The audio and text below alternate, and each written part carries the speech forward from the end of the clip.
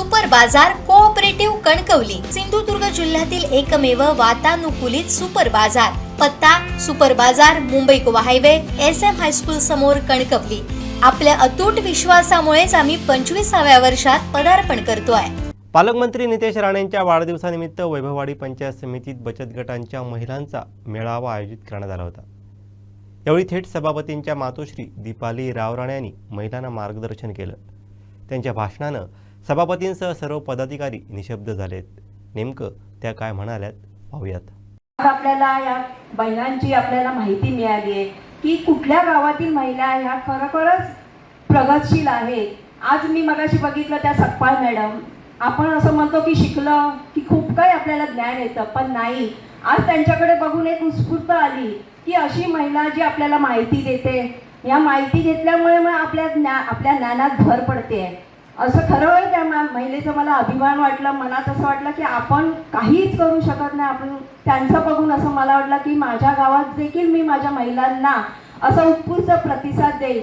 यासाठी आपल्याला सगळ्यात लागतं ते आपल्या घरातील लोकांचं मार्गदर्शन, त्यांचा सपोर्ट। आज मला सपोर्ट माझ्या नवऱ्याचा पण मला मिळाला। आपल्याला माहित आहे माझे पती दिलीप राव राणे यांच्या वतीनेच मी आज गावात पण त्यांच्याच याने मला सन्मान असतो।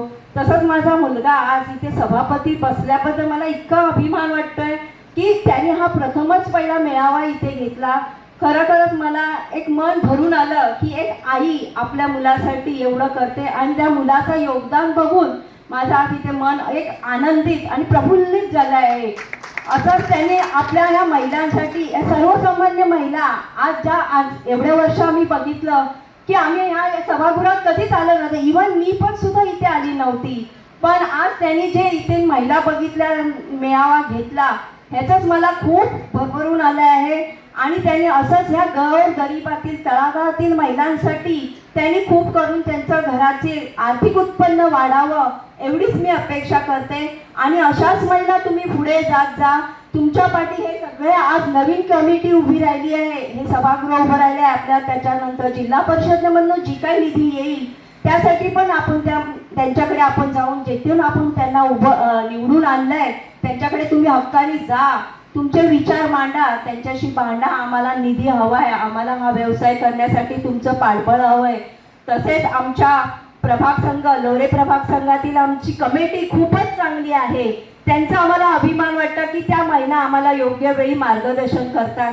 पण काही कारणास्तव मला तिथे जाता येत नाही, माझा प्रॉब्लेम असल्यामुळे मी त्यांच्या तेवढी मीटिंगला हजर राहत नाही। पण ज्यावेळी मी त्या मीटिंगला जाते त्यावेळी त्या मॅडम ज्या माहिती आम्हाला देतात, खरोखरच त्या माहितीचा उपयोग तुम्ही प्रत्येक गावातील प्रभाग जो संघ आहे तेथे तुम्ही त्याचा उपयोग करा आणि असा सन्मान तुम्ही मिळवत जा।